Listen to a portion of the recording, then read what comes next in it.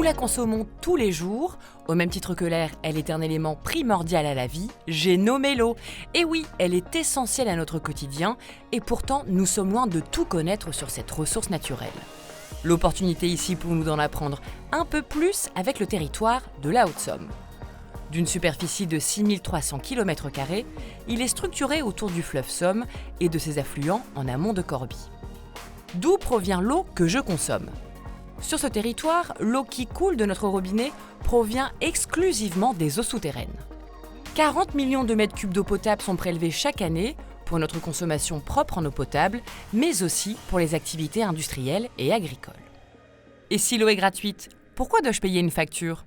Oui, elle est gratuite, mais pour que l'on puisse la consommer, plusieurs étapes coûteuses sont indispensables, puisqu'il faut la puiser et la traiter avant qu'elle soit potable. Notre facture concerne aussi l'assainissement de nos eaux usées et une taxe pour protéger nos ressources en eau. En d'autres termes, nous payons pour avoir une eau de qualité au robinet, mais aussi pour nettoyer l'eau salie que nous rejetons. Dans quel état sont nos ressources en eau ?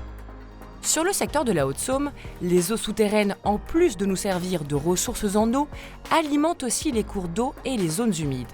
Tout le monde connaît les étangs de la Somme. D'ailleurs, ces zones humides qui représentent 5% du territoire jouent un rôle clé dans l'équilibre de notre système. Mais alors, comment notre territoire est-il protégé ?